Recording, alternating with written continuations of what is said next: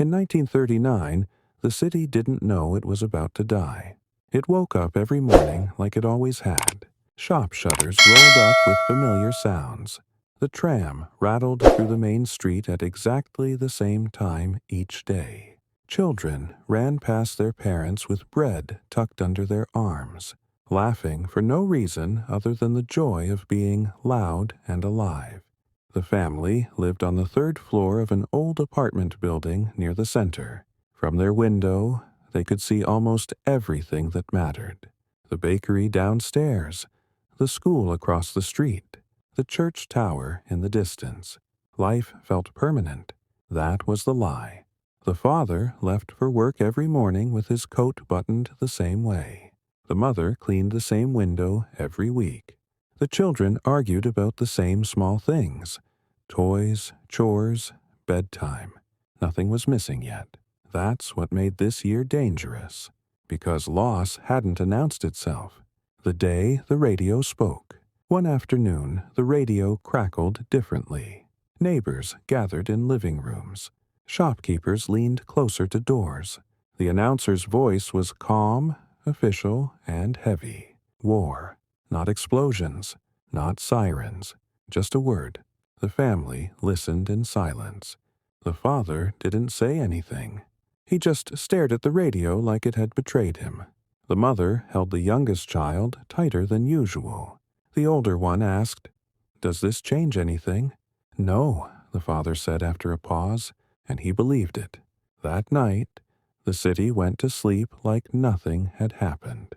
Lamps glowed. Couples walked. Music played faintly from an open window. But something had already disappeared. Not buildings, not people, certainty, small changes.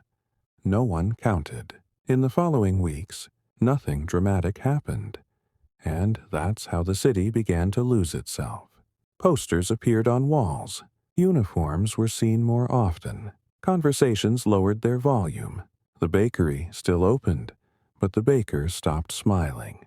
The school still rang its bell, but teachers rushed lessons. The streets were full, yet everyone walked faster. The family noticed it in small ways. The father checked newspapers longer.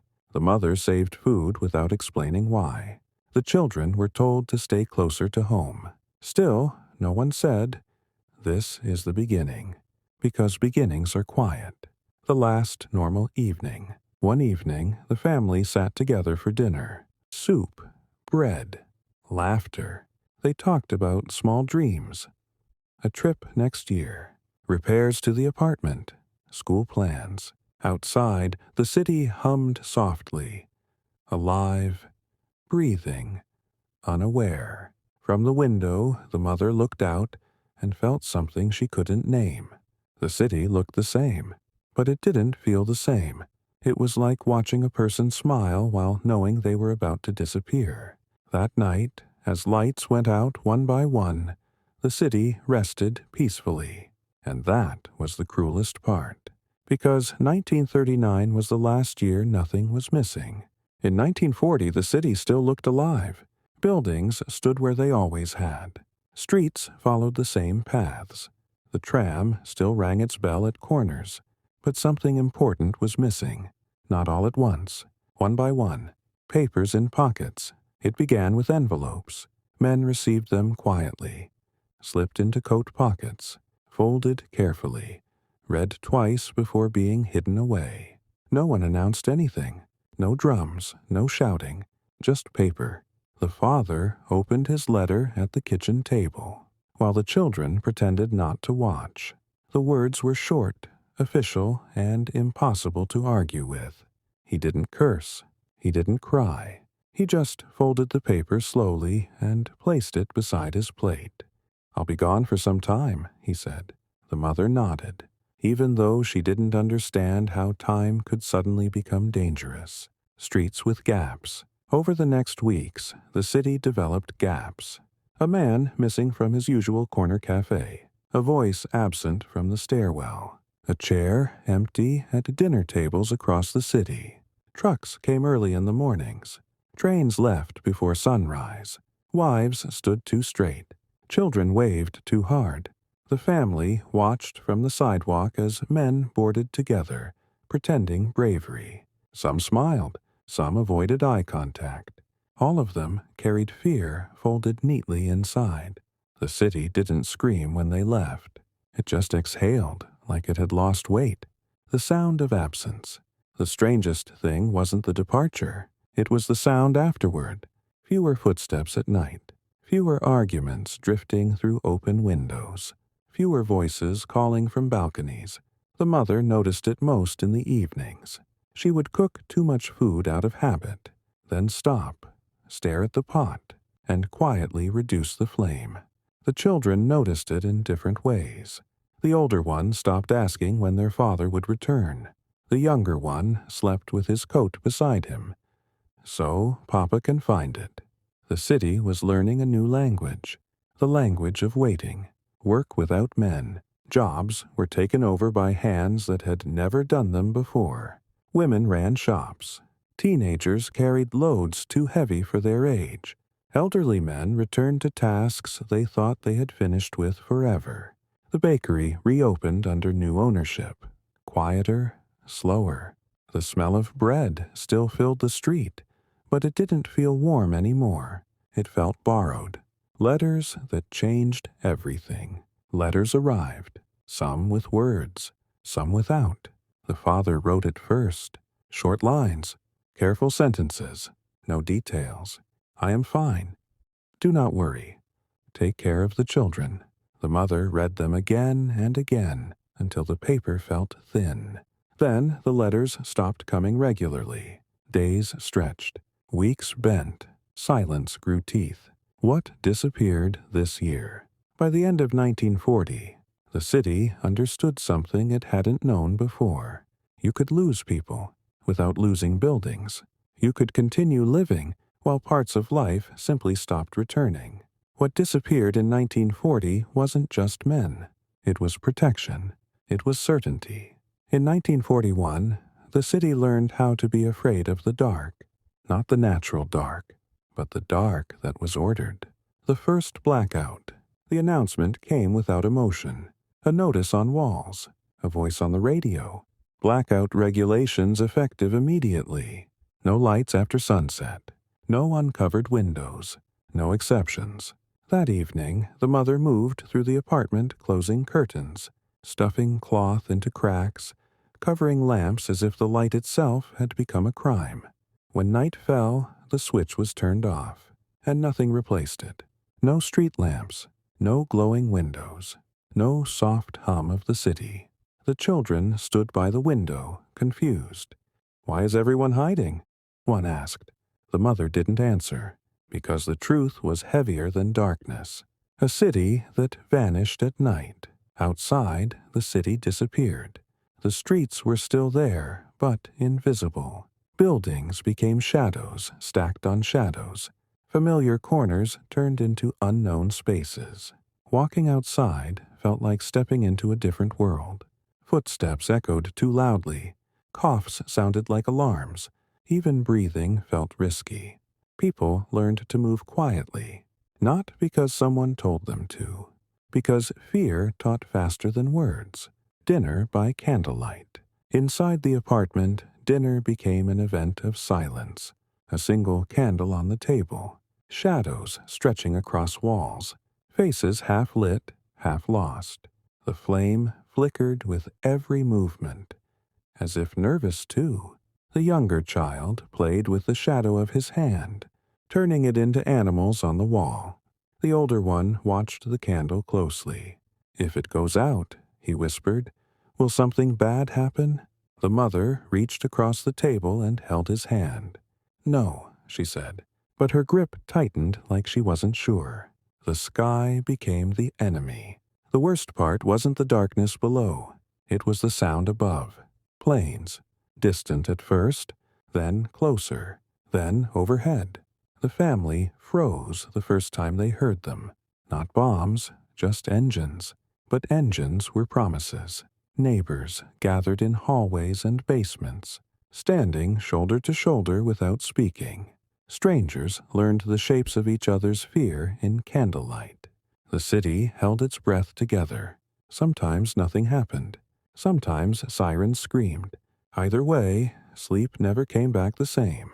Children of the dark. Children adapted faster than adults.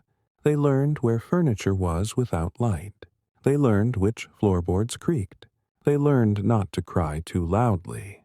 Games disappeared. Stories changed. Fairy tales were replaced with questions like, will the planes come tonight? Is our house easy to see? Can bombs hear us? The city didn't answer. It just stayed dark. What the darkness took. By the end of 1941, the family realized something painful. The blackout didn't just turn off lights, it turned off comfort. It erased evenings. It erased safety. It erased the idea that night was for rest.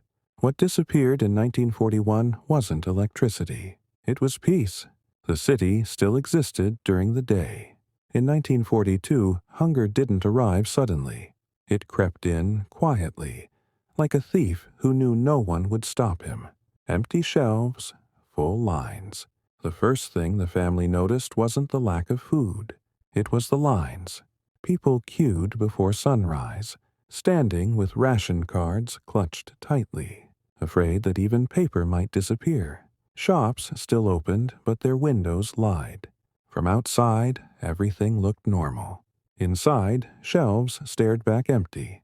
The mother stood in line for hours to bring home almost nothing.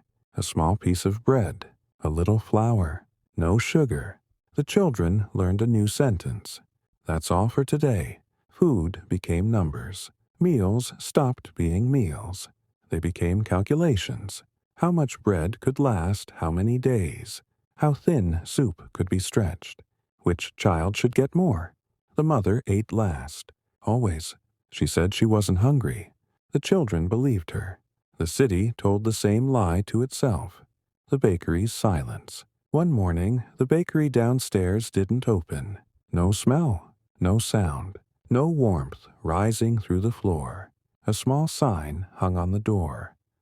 Closed until further notice. People stood there for a long time anyway, hoping the sign would change. It didn't. The family felt the loss deeply. That bakery had fed generations. Now it fed no one. Hunger changes people. Neighbors became quieter. Arguments broke out over crumbs. Old friendships thinned like soup. The children noticed that adults stopped visiting each other without reason. You didn't share food. You hid it. Hunger didn't just eat bodies. It ate trust. The taste of memory. One evening, the mother described meals from before the war. Warm bread, butter, sweet fruit.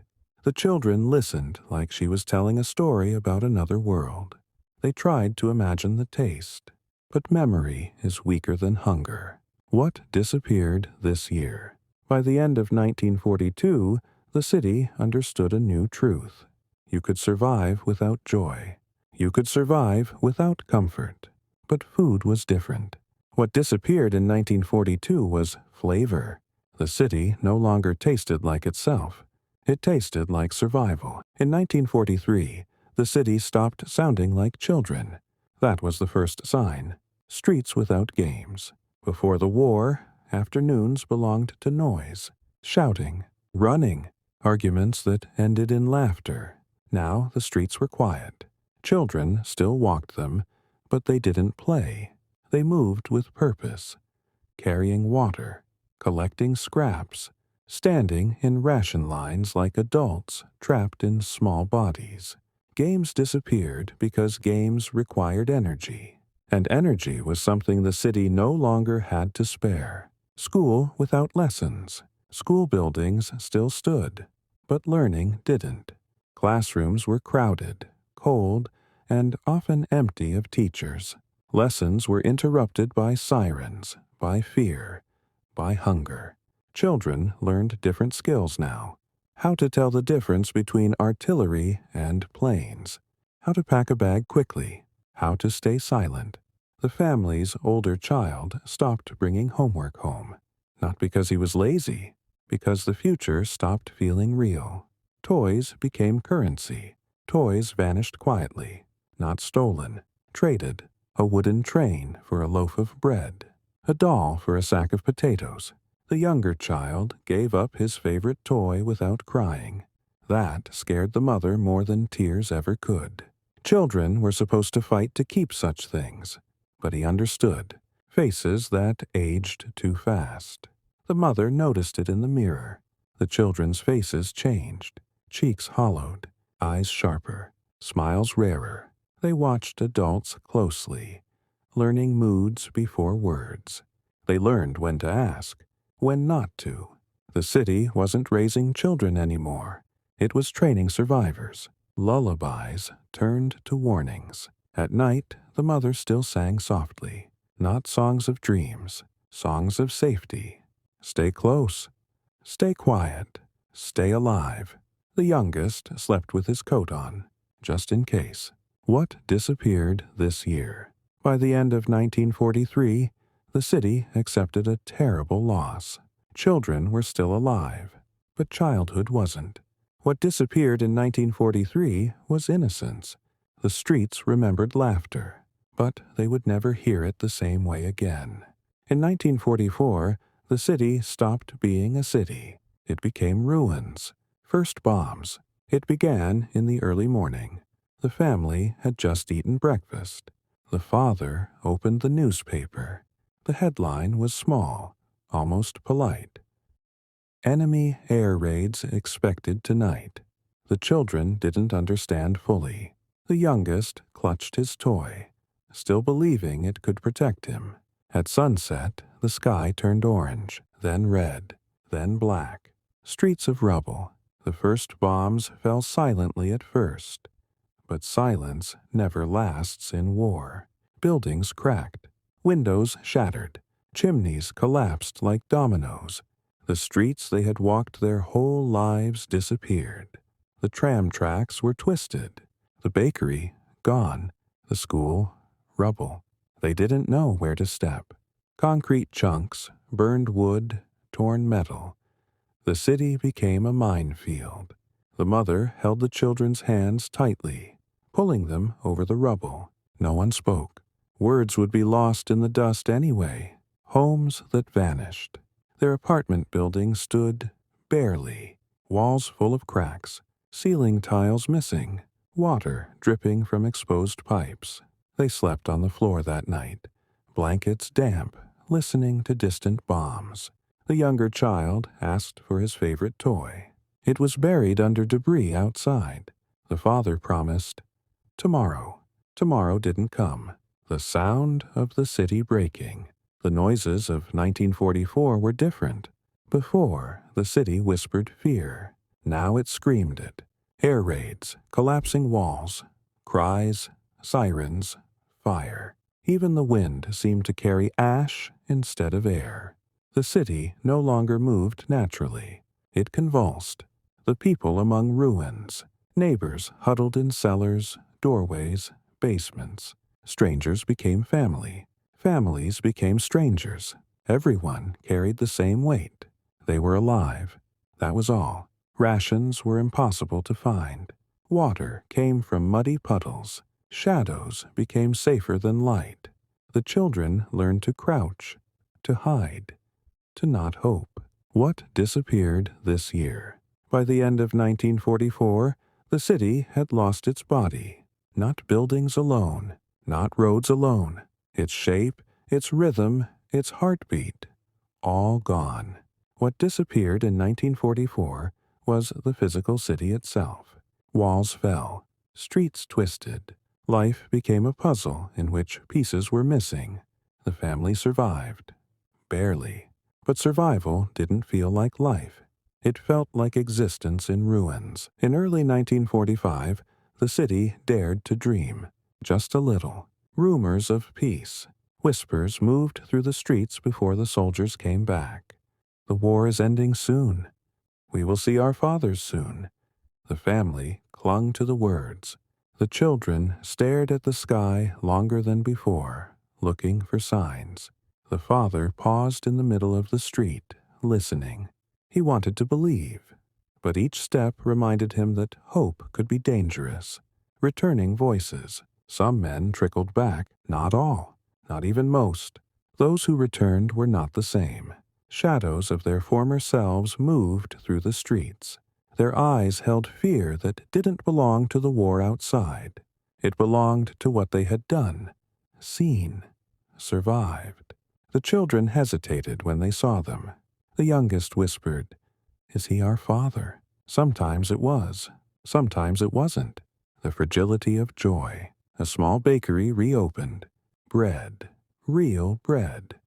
Warm, smelling like life itself. The mother allowed herself a smile for the first time in years. But hope has sharp teeth. Bombs fell again unexpectedly. A city had learned to distrust mornings. Neighbors died while celebrating small victories. Songs stopped halfway through. The family learned quickly. Happiness could be as lethal as despair if the world was not ready. Streets remember. The children wandered a little farther than before. The father followed silently. The mother carried the youngest in her arms. The streets were quiet, too quiet. Buildings still in ruins looked like tombs. Smoke lingered in corners where it shouldn't. Hope here wasn't free. It cost attention, vigilance, and caution.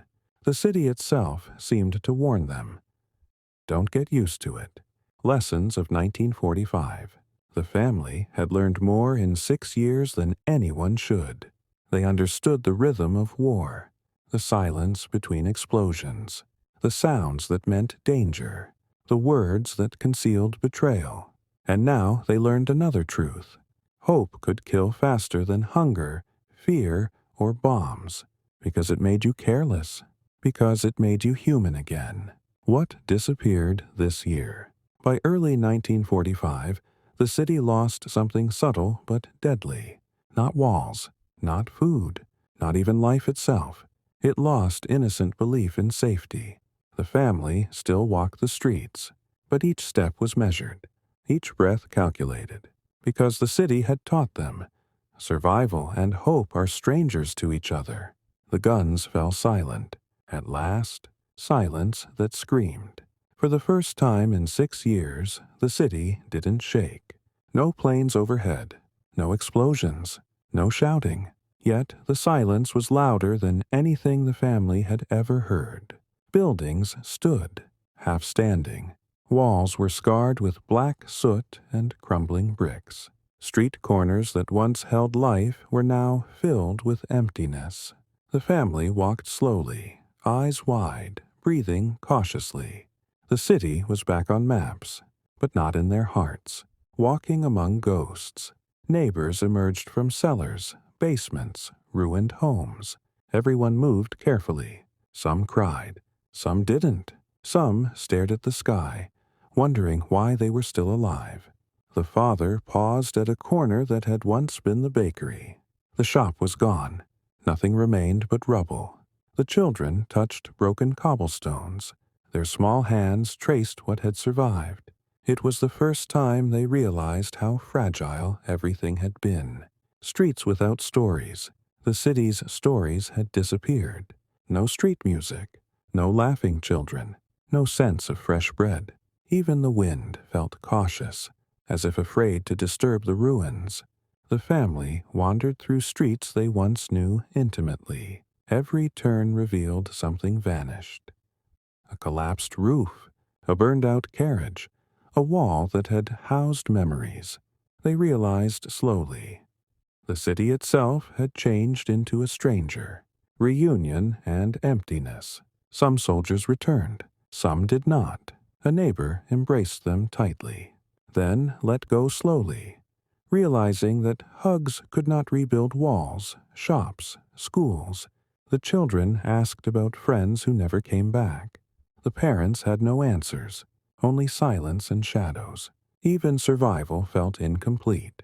What disappeared this year? By late 1945, the city understood a cruel truth. Not every war ends with cheers. Not every victory brings joy. What disappeared in 1945 wasn't just buildings, streets, or people. It was life as they remembered it. It was the city's soul. The family survived.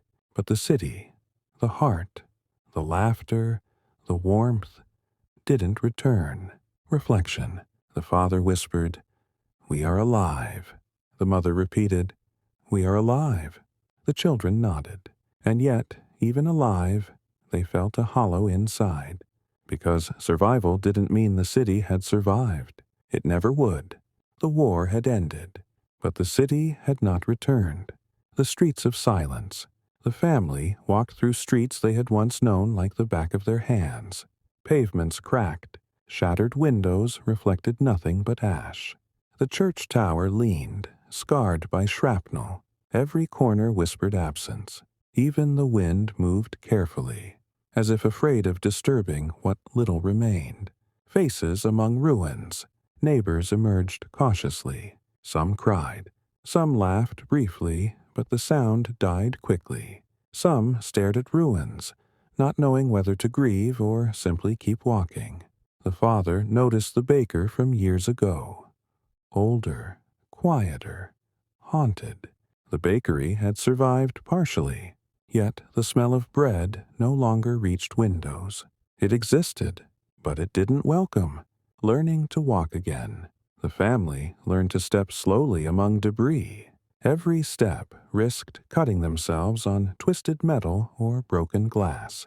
Every step reminded them that life continued, but it was not the same. The children held hands tightly, unsure if the streets belonged to them anymore. The mother moved slowly, whispering instructions that had become habits over 6 years. Step lightly. Watch the rubble. Stay close. What remains? Amid the ruins, small things survived. A photograph pinned on a cracked wall. A child's worn shoe half buried in debris. A small patch of grass growing where a garden once thrived. These fragments became treasures, symbols that life had endured. But life wasn't thriving. The city was alive on maps, but it had lost its heartbeat. Reflection. The father whispered quietly, "We are alive." The mother nodded. Alive, yes, but the city. She didn't finish. Words could not hold what had vanished. The children understood only a little. They had survived, but the city had not. Its laughter, its warmth, its streets filled with joy, all gone. All that remained were memories and ruins. What disappeared this year? By the end of 1945, not bodies, not walls, not even time. What disappeared in the aftermath was the city's soul. The family survived. The city existed only as a shadow of its former self, and shadows cannot speak. By the end of 1945, the war had finally stopped. The city stood, but it was not the same, walking through memories. The family wandered through streets where every stone carried a story. The bakery was rubble. The school was empty. The playgrounds were twisted metal and splintered wood. The father touched a broken fence post and remembered his own childhood games. The mother paused by a collapsed fountain, recalling the water glimmering in the sunlight. The children, still young, felt the emptiness like a living thing. The city existed physically, but its soul had vanished. Ghosts among the rubble. Neighbors slowly emerged from cellars and shelters. Some were strangers. Some were familiar faces warped by suffering. They all shared the same silent understanding. Survival did not mean life returned to normal. The streets had been emptied of laughter, hope, and routine. Even sunlight seemed hesitant to touch the ruins. The city no longer felt alive. It had become a canvas of memory, loss, and resilience. Small fragments of life. Amid the devastation, life tried to continue. A child picked up a cracked toy. A flower grew in the rubble. A stray cat wandered the streets. The family clung to these fragments. They were reminders that survival carried meaning, that even in ruins humanity persisted. Reflection of the lost years. The father spoke quietly. "We survived everything, but the city didn't." The mother replied, "Yes, we are alive, but it is not the same." Nothing will ever be the same. The children listened. They had survived 6 years of fear, hunger, destruction, and silence. They had watched their city vanish piece by piece, street by street, light by light, laughter by laughter. And now all that remained was memory. What disappeared? By the end of 1945, not just buildings, not just lives, not just childhood or warmth. What truly disappeared was the essence of the city itself. Its heartbeat, its rhythm, its soul. And yet, the family survived. The memories survived. The hope to rebuild survived. The last thought. The youngest child looked at the cracked street and whispered, "Will it ever be the same?" The father held his hand. "No," he said, "but it can be something new." The mother nodded, holding both children close. The city was gone, but life continued, and in the ruins they would learn to walk again,